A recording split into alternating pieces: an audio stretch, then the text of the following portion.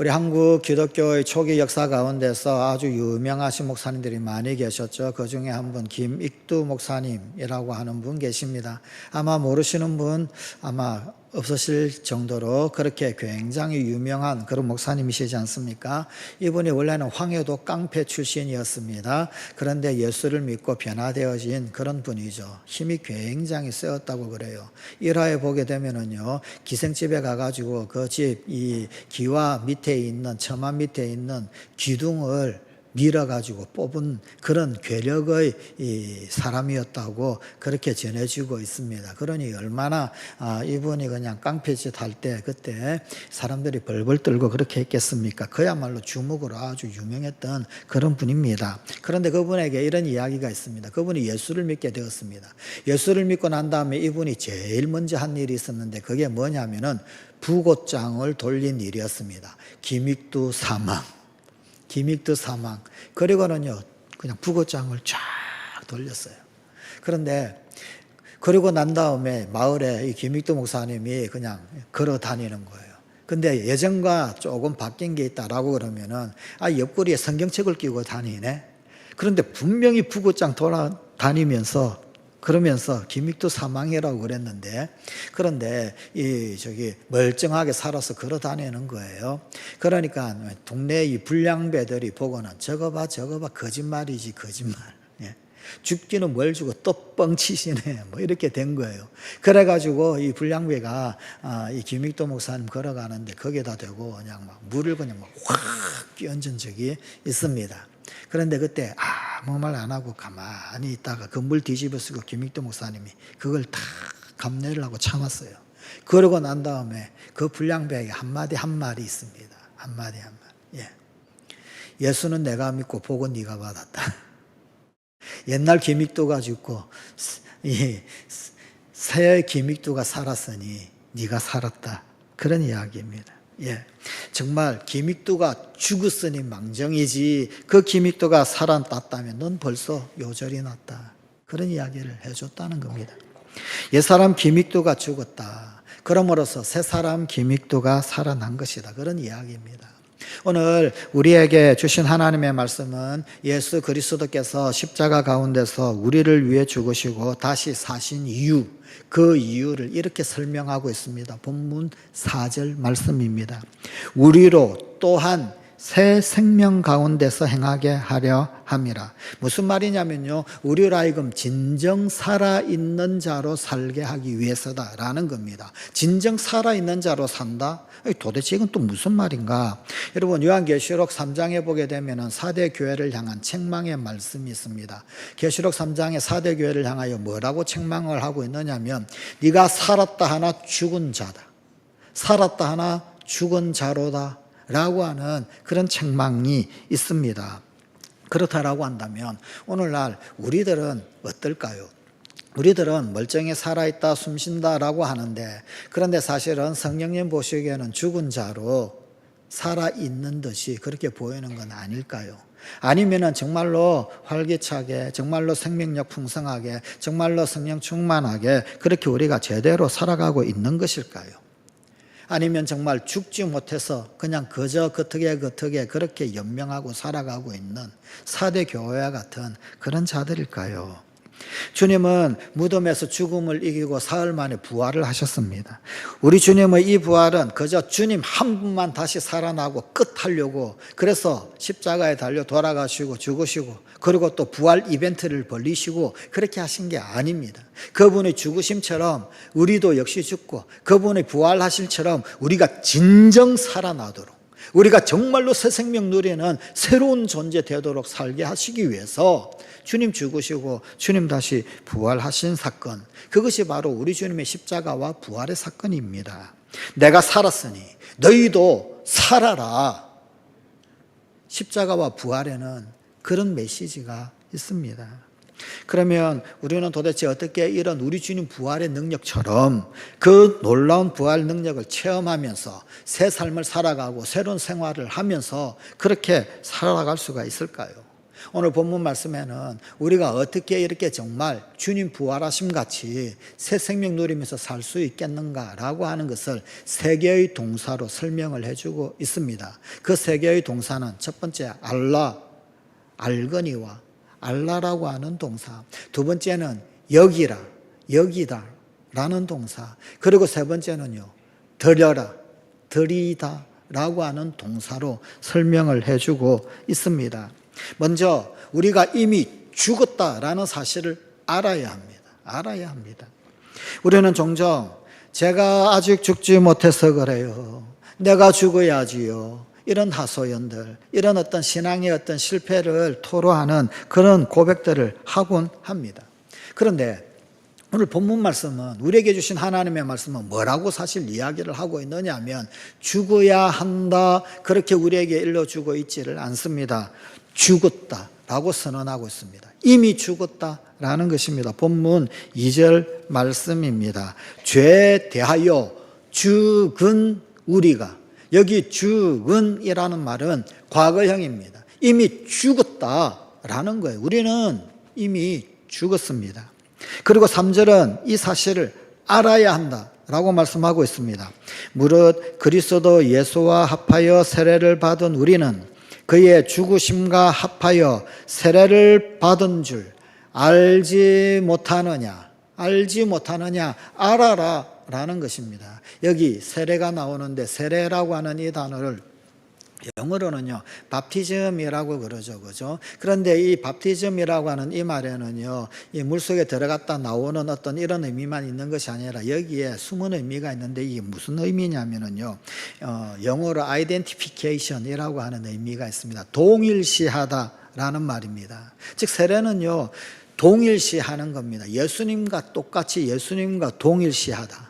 그래서 좀 더 쉬운 말로 이야기하자면요 연합하다, 그런 의미가 이 밥티즘이라고 하는 말에 있습니다. 결국 우리가 세례를 받는다라고 하는 것은 예수님과 연합하는 것을 의미를 하는 겁니다. 이어지는 4절 5절 말씀에 이런 말씀이 있죠. 그러므로 우리가 그의 죽으심과 합하여 세례를 받음으로 그와 함께 장사되었나니, 이는 아버지의 영광으로 말미암아 그리스도를 죽은 자 가운데서 살리심과 같이 우리로 또한 새 생명 가운데 생하게 하려 함이라. 만일 우리가 그의 죽으심과 같은 모양으로 연합한 자가 되었으면 또한 그의 부활과 같은 모양으로 연합한 자도 되리라. 예수님께서 죽으셨을 때 우리도 동일하게 죽었다라는 이야기입니다. 그리고 그 예수님이 살아나셨을 때 나도 함께 동일하게 살았다, 그런 말입니다.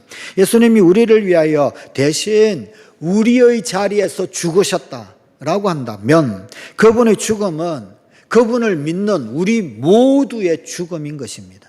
그분이 다시 살아나셨다, 부활하셨다, 그러면은요 그분의 살아나심이 또한 우리, 그분을 섬기는 믿는 우리 모두의 살아남이다. 그게 사실은 밥티즘에 있는 의미입니다. 그래서 여기 오늘 본문 말씀은 우리라고 하는 단어를 사용을 합니다. 종종 말씀드리는데 여러분 서양식 사고에서는 우리라고 하는 표현보다는 나라고 하는 개인적 표현을 많이 씁니다. 그런데 굳이 콕 집어서 우리라고 하는 인칭 복수 대명사를 사용을 하고 있습니다. 본문 2절 말씀입니다. 그럴 수 없느니라. 죄에 대하여 죽은 우리가 어찌 그 가운데 더 살리요. 자, 그렇다라고 한다면 죄에 대하여 우리가 예수님 십자가에 달려 돌아가실 때 함께 죽었다라는 거예요. 그런데 죽었는데 그러면은요 죄에 대하여 분명히 죽은 그 우리가 도대체 어찌하여서 아직도 죄 짓는 일에 살아있는 걸까요? 우리는 여전히 실패하고요, 여전히 죄의 그 굴레에서 벗어나지 못하고 죄의 영향력 아래 있죠. 종종, 그죠? 죄 없다 그러면 그건 거짓말이죠, 그죠? 예. 여러분, 왜 우리는 예수님 죽으심과 함께 죄에 대하여 죽었다라고 성경은 선언하는데, 그런데 왜 나는 여전히 죄 속에서 살아가고 있을까요? 여러분, 이것에 대하여서 가만 거꾸로 생각을 해본다라고 그런다면, 우리가 죄에 대하여 죽었다 그러면 이제는 어느 정도 좀 약간 성인이 좀 되어 있어야 하지 않겠습니까? 그런데 우리는 여전히 죄와의 그 피나는 싸움 가운데서 갈등하고 때때로 실패하고 뭐 그렇지 않습니까? 도대체 왜 그렇습니까? 주님은, 성경은, 하나님의 말씀은 우리가 몰라서 그렇다, 몰라서 그렇다, 그렇게 말씀하고 있습니다. 우리가 죄에 대하여 죽은 사실을 모르기 때문이다 라는 겁니다. 그래서 본문 3절은 그 끄트머리에 알지 못하느냐, 알지 못하느냐 되묻고 있습니다. 여러분, 참 모른다라고 하는 것이 얼마나 엄청난 고충을 안겨다 주는지 모릅니다. 세계제 2차 대전이 끝나고 난 다음에 일이었습니다. 꽤 유명한 일화죠. 필리핀의 어느 한 섬에서 일본군 장교였던 분이, 여러분, 전쟁이 끝나고 난 다음에 무려 30년간이나 정글에서 살다가 발견된 적이 있었습니다. 원주민에 의해 가지고 일본군 장교가 발견되었는데, 그 사람은 여전히 무기를 소지하고 있고 여전히 단알과 빠진 군복을 입고 있고, 그리고는 여전히 전시 생활을 하고 있었습니다. 그런데 그 사람에게 전쟁이 끝났다라고 이야기해주고 결국은 이제 30년 만에 일본 본국으로 소환이 되어졌죠. 그 사람 이름이 히로 오나다 중이. 그가 발견된 것이 1974년이었습니다. 자, 전쟁이 끝남과 동시에 자유인으로 살 수 있게 일본 본국으로 돌아가게 되었는데, 그야말로 정글에서 30년 동안이나 지냈던 겁니다. 이유가 뭡니까? 이유는 딱 한 가지. 전쟁이 끝난 줄 몰랐기 때문에. 전쟁이 끝난 줄 몰랐기 때문에 그 정글에서 30년 동안 여전히 그냥 이 전시 상황으로 막 살아가고 있는 거예요. 그런데 이 어처구니 없는 사건이 오늘날 여전히 있더란 말입니다. 오늘날 많은 그리스도인들이 죄에 대하여서 이미 죽었다라고 하는 이 사실을 모른 채 살아가고 있습니다. 그래서 내가 아직 죽지 못해서 그래요, 내가 죽지 못해서 그래요, 그러고는 스스로를 하소연하고 있더란 말입니다. 예수님이 십자가에서 죽으셨을 때 우리도 죽었다, 나도 죽었다라는 사실을 모르고 살고 있습니다. 나는 죽은 겁니다. 또한 예수님께서 다시 사셨을 때 나도 다시 살아났다, 우리도 다시 살아나셨다. 그래서 이제는 더 이상 죄와 사망에 얽매여서 살 필요가 없게 된 것, 그런데 그것을 모르고 살아가고 있습니다. 본문 6절의 선언입니다. 우리가 알거니와 좀 제발 좀 알자. 우리의 옛사람이 예수와 함께 십자가에 못 박힌 것은 죄의 몸이 죽어 다시는 우리가 죄에게 종노릇하지 아니하려 함이니, 우리는 죄에 대하여 이미 죽었다. 죽는다가 아니라, 내가 죽어야 하는데가 아니라 이미 죽었다라는 이 사실을 분명히 알아야 합니다. 분명히. 알 뿐만 아니라 두 번째로 여기 한 걸음 더 나아가서 우리 자신을 계속 죽은 자로 여기고 살아야 합니다. 죽었다라는 사실을 알았다라고 한다면 이 죽었다라는 이 사실을 계속해서 나는 죽었다, 이거를 여기고 살아가야 한다. 여겨라. 본문 11절 말씀입니다. 이와 같이 너희도 너희 자신을 죄에 대하여는 죽은 자요 그리스도 예수 안에서 하나님을 대하여는 산 자로 여길지어다. 원래 여기 나오는 여기다라고 하는 이 단어는 회계학에서 사용하는 용어였었습니다. 예를 들면요, 여러분, 돈이 현금이 지금 나한테 오지는 않았어요. 그런데 이게 계좌 이체가 되잖아요. 그럼 내 손에 주어지지 않았어도 돈이 나에게 있는 겁니까, 없는 겁니까? 있는 거죠. 그 돈은 내 돈이 되는 거예요. 예. 여러분, 돈이 혹은 아니면 옛날에 어떤 금이 혹은 아니면 은화가, 동전이 뭐 그런 것들이 직접 나한테 주어지진 않았어요. 그런데요, 계약 약정서 혹은 아니면 이런 것들이 내가 받아들잖아요. 그러면은 자산권이 누구에게 있는 거예요? 나한테 있는 거죠. 그때 쓰던 말이 이 말입니다. 여기다라고 하는 이 말입니다. 그러니까 결국은 이 무슨 말이냐면은요, 여러분, 내가 아직 내한테서 보이지 않는 듯이, 그렇게 멀리 있는 듯이 보이지만 그게 아니고요, 죽은 것으로 여겨라는 거예요. 여겨라는 것은 나는 죽었다, 이걸 계속 여겨야 합니다. 그래서 이 여기다라고 하는 말은 계산하다라고 하는 그런 의미, 그런 뜻도 있습니다. 여러분, 계산이라고 하는 것은 정확해야 되죠. 그죠? 특별히 회계는요, 정말 정확합니다. 제가 학부 회계학 전공했잖아요. 그죠? 이 회계학이라고 하는 게요, 정말 싫은 게 시험 치잖아요. 그죠? 그래가지고 제일 마지막에 답 얼마, 그 금액이 나와요. 근데 그 중에서 숫자 1이 틀리면 틀린 게 돼요. 그러니까 이게 얼마나 엄격하고 얼마나 정확해야 합니까? 예. 분명하고 정확해야 하거든요. 그런데 이 분명하고 정확한 것은 어디에서부터 나오는 거냐면 팩트에서 나오는 겁니다. 사실에서부터 나오는 겁니다. 즉 우리가 죄로부터 죽었다, 그리스도와 함께 죽었다라고 하는 것, 이것은 사실이다라는 겁니다. 이거는 팩트라는 겁니다. 이거는 영적 사실입니다. 영적으로 우리는 이미 죄에 대하여 죽은 자입니다. 그럼 이걸 여길 줄 알아야 합니다. 여길 줄. 근데 이걸 자꾸 한번 죽었다 그래놓고는 이걸 그다음 계속적으로 지속적으로 여기지를 못하는 거예요. 그렇게 계산을 하지를 못하는 거예요.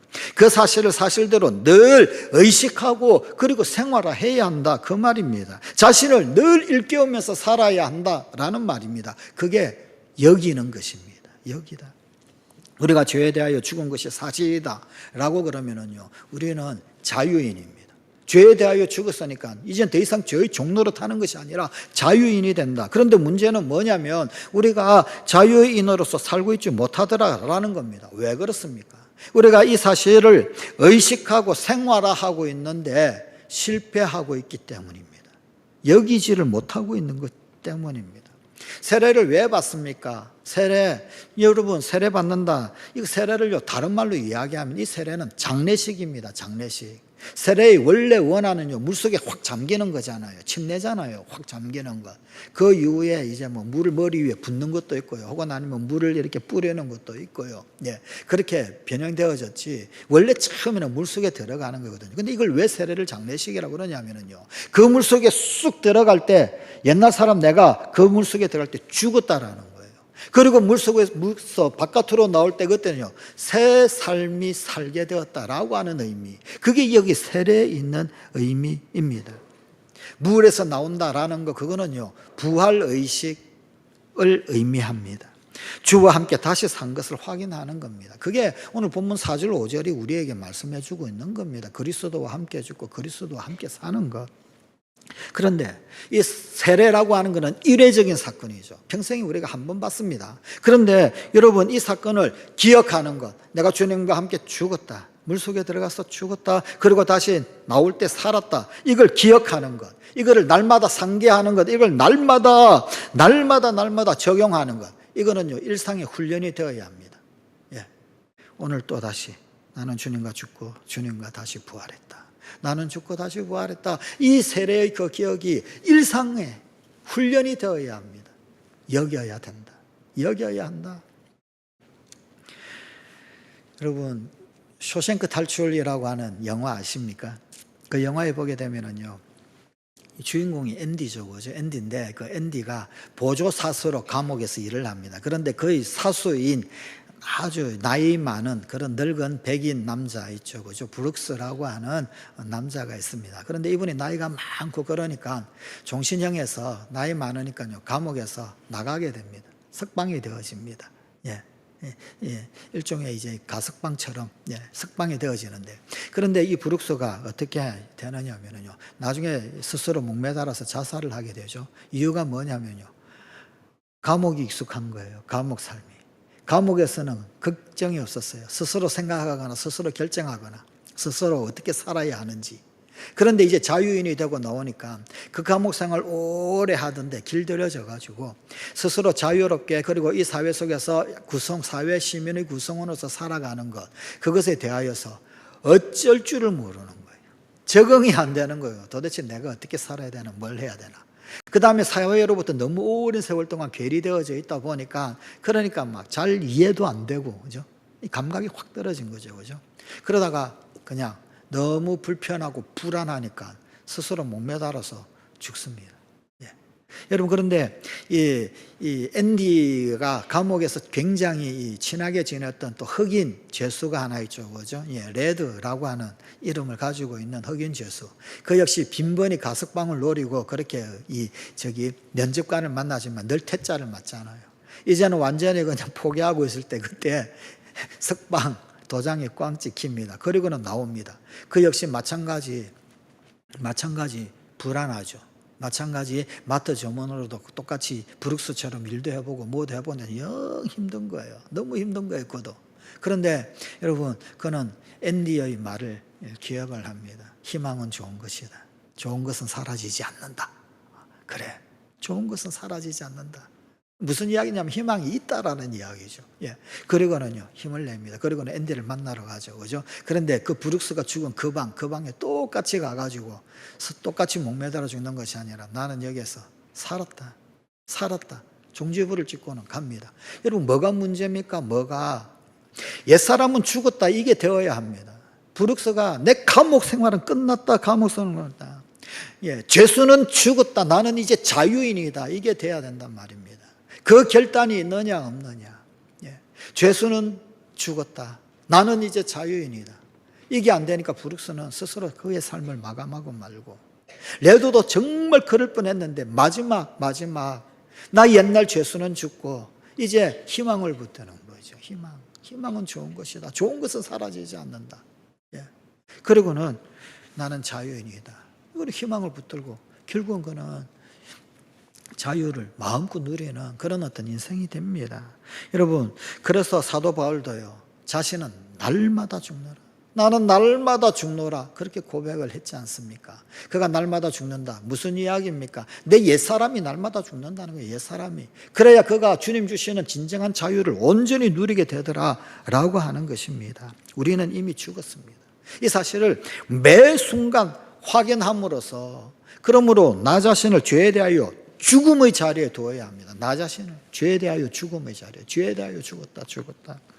죄의 충동이 우리를 괴롭힐 때 그때마다 이 사실을 상기해야 합니다. 나는 죄에 대하여 죽었다. 여러분, 죽은 자가 유혹받습니까? 죽은 자는 유혹받지 않습니다. 죽은 자는 욕심내지도 않습니다. 죽은 자는 분노하지도 않습니다.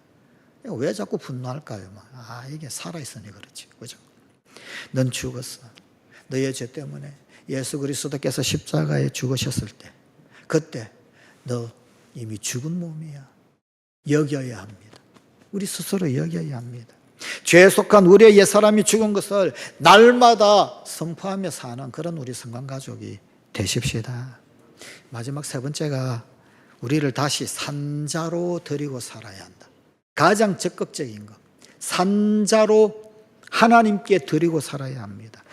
오늘 본문 바로 다음에 나오는 로마서 6장 12절입니다. 그러므로 너희는 죄로 너희 죽을 몸에 왕노릇하지 못하게 하여 몸의 사욕을 순종치 말고. 무슨 말입니까?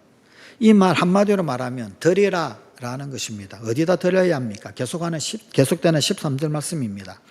또한 너희 지체를 불의의 병기로 죄에게 드리지 말고 오직 너희 자신을 죽은 자 가운데서 다시 산 자같이 하나님께 드리며 너희 지체를 의의 병기로 하나님께 드리라. 이제부터는 우리의 몸을 죄의 목적에 드리지 말고 하나님의 목적에만 드리라 라고 하는 말씀입니다. 우리 몸을 죄 짓는 일에 드리게 되면요, 죄의 도구가 됩니다. 그런데요, 거룩한 일에 쓰면요, 거룩한 도구가 되고요, 의로운 일에 우리 몸을 쓰면요, 의의 도구가 되는 것 아닙니까?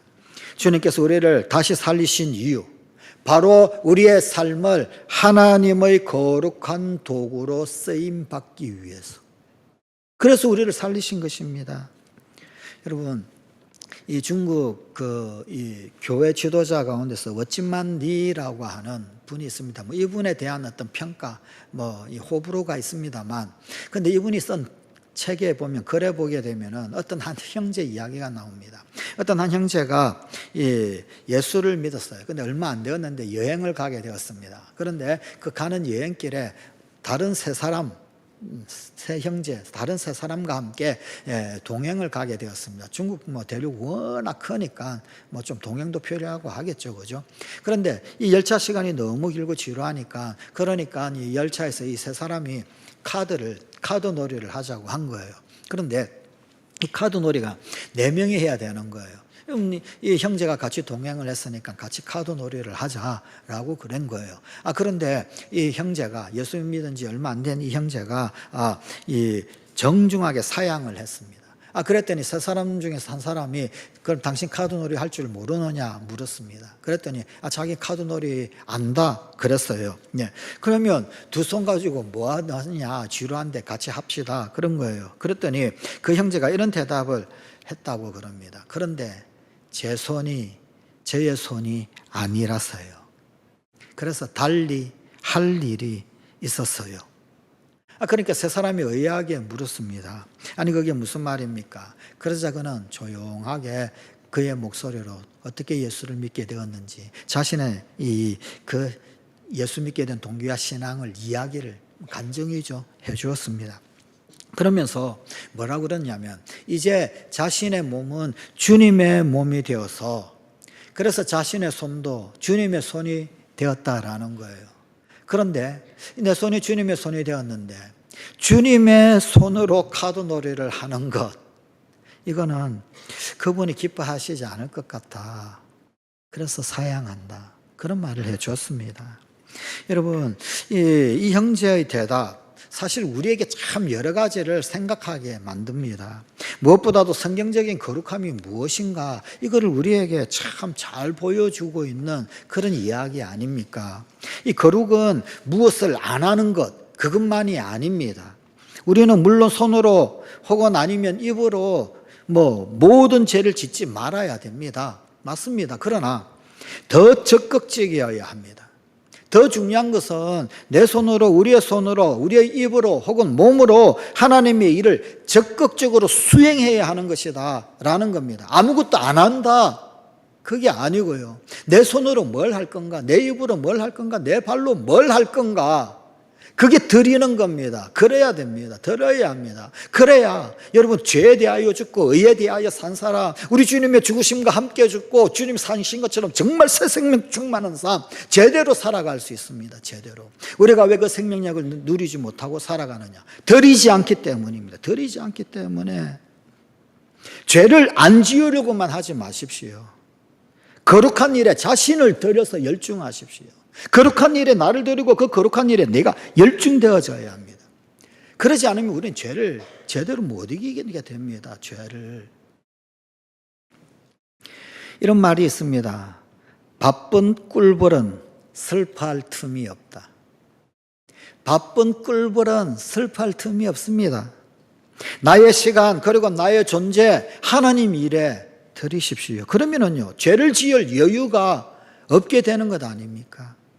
그리고 하나님이 기뻐하시는 일을 행하는 그 가운데 삶의 진정한 기쁨 누리게 될 겁니다. 희한해요. 하나님이 일하면 할수록요, 이게 여러분 우리를 기쁘게 합니다. 행복하게 만듭니다. 우리에게 생명 넘치게 됩니다. 드리면 드릴수록. 내가 왜 생명 풍성한 삶을 못 사느냐?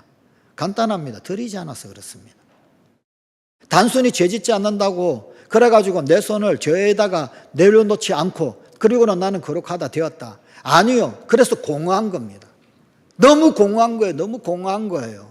드려야 되는데 드리지 않으니까 공허한 거예요. 나는 죄 짓지 않았는데, 나는 그 자리에 있지 않았는데 무기력한 거예요.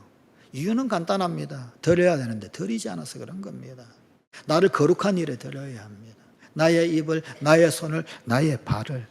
주님 기뻐하시는 일 행하는 그 가운데 우리는 기쁨을 누리게 됩니다. 그 가운데 주님 부어주시는 힘도 느끼게 되고요. 위로도 느끼게 되고요. 기름 부으심도 일할 때, 드릴 때 그때 우리에게 부어진 바 되어지는 거란 말입니다.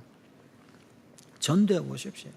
영혼 돌보는 일, 그 일에 헌신해 보십시오. 기도와 찬양으로 주님 앞에 나와 보십시오. 자신을 내어주고 이웃을 섬겨 보십시오. 바로 그때 나는 세상에 결코 주지 못하는 기쁨의 인생, 그때 비로소 다시 살아나게 될 것입니다.